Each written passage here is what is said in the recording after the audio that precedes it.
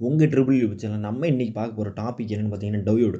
டயோடுன்னா சும்மா டயோடை பற்றி பார்த்த மாட்டோம். டயோடோட நேம் எப்படி வந்துச்சு, டயோடோட forward bias and reverse bias and working principle, PN ஜங்ஷனோட ஒர்க்கிங் பிரின்சிபல்.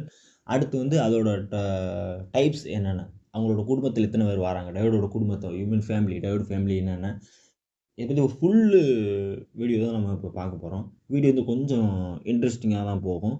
வாங்க வீடியோ வந்து கண்டினியூ பண்ணுங்கள், ஸ்கிப் பண்ணாங்க. எதுக்கு ஸ்கிப் பண்ண வேணாம்னு சொல்கிறேன், எனக்கு வந்து வியூஸ்க்காண்டி கிடையாது.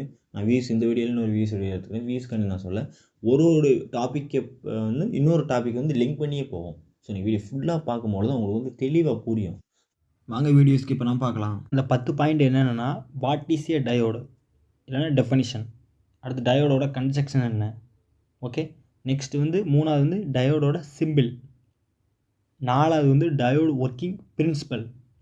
5வது வந்து கேரக்டரிஸ்டிக்ஸ் ஆஃப் டயோடு. 6 வந்து forward bias diode. 7 reverse bias diode. 8 zero biased diode or unbiased diode.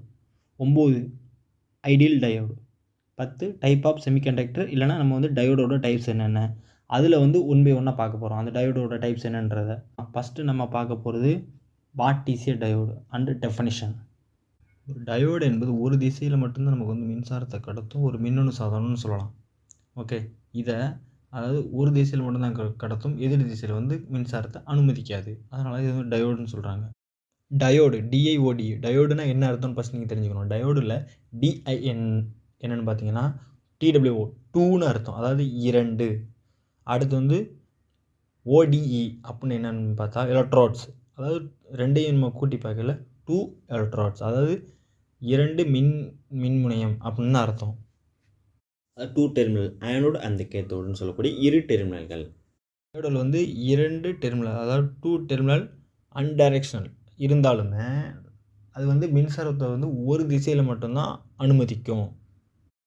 டயோடில் செக்யூரிட்டியை போட்டிருக்காங்க, ஃபார்வர்டில் மட்டும் அது அலோவ் பண்ணும், ரிவர்ஸில் மட்டும் அலோவ் பண்ணணும்னு இருக்கீங்க, அப்படி கிடையாதுங்க. அதில் வந்து என்னென்னா தியரட்டிக்கலாக பார்க்கும்போது அதில் வந்து பிஎன்னு 2 டெர்மினல் இருக்குன்னு உங்களுக்கு தெரியும். ஸோ ஆனோடு கேத்தோடு சொல்லிட்டு அந்த பிஎன் சொல்லக்கூடியதில் பியில் வந்து ட்ரைவேலண்ட் அப்படின்றதும் எல்லில் வந்து பெண்டவேலண்ட்ன்ற 2 இம்பியூரிட்டியோட அளவை மாற்றுறது மூலம் அதை வந்து நம்ம வந்து கண்ட்ரோல் பண்ணலாம், ஃபார்வர்டு பேக்வேர்டுன்னு.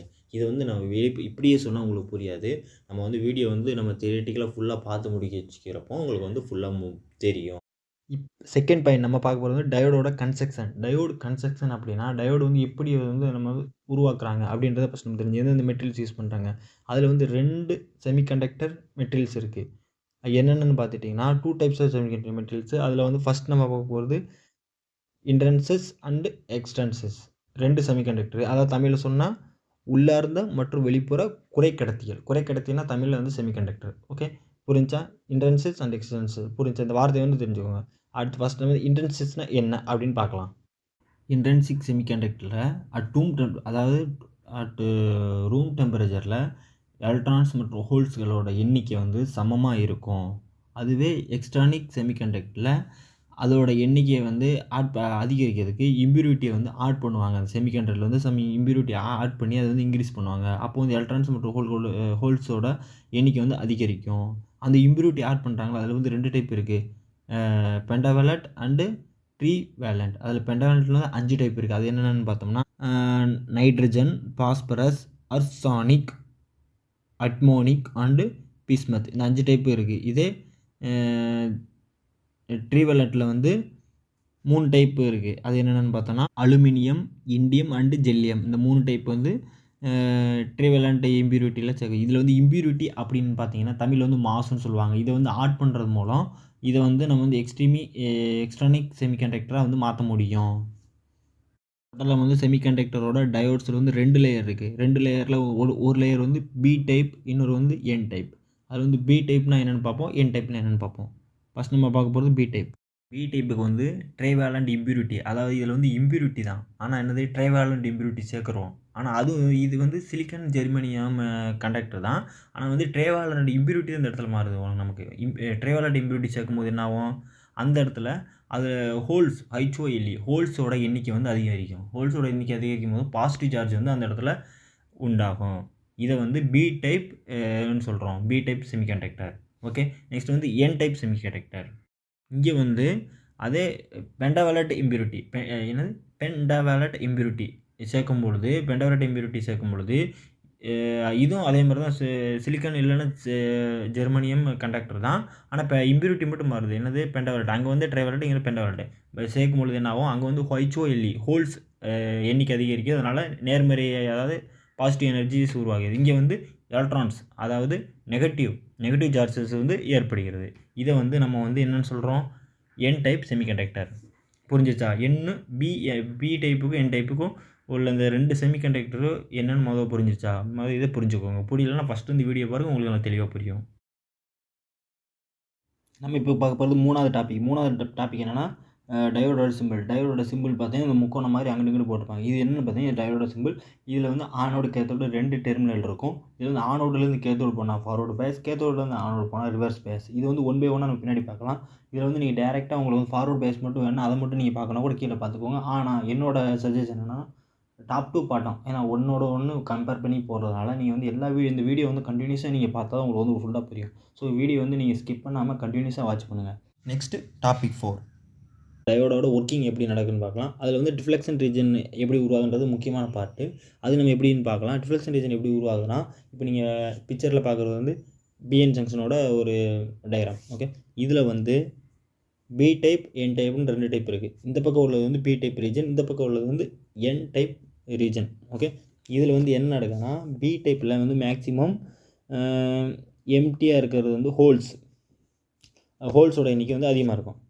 இதில் வந்து ஃப்ரீ எலக்ட்ரான்ஸ், அதாவது எலக்ட்ரான்ஸோட எண்ணிக்கை அதிகமாக இருக்கும். ஓகேயா, இதில் வந்து என்ன நடக்குது அப்படின்னு பார்த்தீங்கன்னா, இந்த ஹோல்ஸோட எண்ணிக்கை அதிகமாக இருக்குது பார்த்தீங்களா, அங்கே வந்து எலக்ட்ரான்ஸோட எண்ணிக்கை வந்து ரொம்ப கம்மியாக இருக்கும். அதாவது மைனாரிட்டியாக இருக்கும், ஹோல்ஸோட எண்ணிக்கை மெஜாரிட்டியாக இருக்கும்.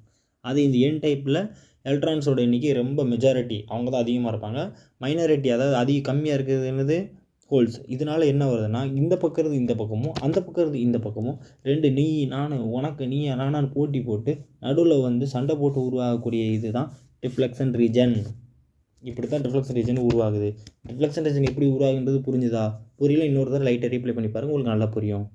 இது எதை பொறுத்து இருக்குது அப்படின்னு பார்த்தீங்கன்னா, நம்ம வந்து ஃபஸ்ட்டு பார்த்தோம்ல அந்த ட்ரைவேலண்ட் இம்பியூரிட்டி, பென்டாவேலட் இம்பியூரிட்டி. பி டைப்பில் வந்து ட்ரைவேலட் இம்பியூரிட்டி சேர்ப்போம், என் டைப்பில் வந்து பென்டாவேலட் இம்பியூரிட்டி சேர்ப்போம். இந்த இம்பியூரிட்டியை பொறுத்து தான் இங்கே வந்து ஹோல்ஸு அண்டு எலக்ட்ரான்ஸோட எண்ணிக்கையும் வித்தியாசம் இருக்குது. இதனால தான் இங்கே வந்து ஒரு டிஃப்ளெக்ஷன் ரீஜன்றது உருவாகுது. டயோடோட ஒர்க்கிங் பிரின்சிபல் உங்களுக்கு புரிஞ்சிருக்குன்னு நினைக்கிறேன்.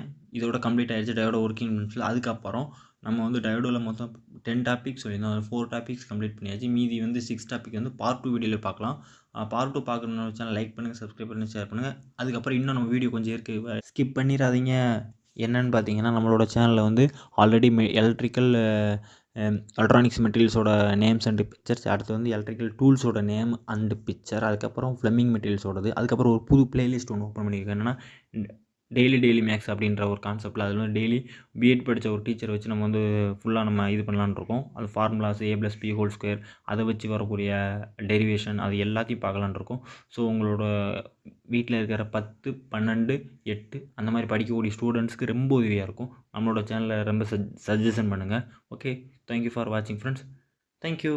இன்னொரு நல்ல வீடியோவில் சந்திக்கலாம்.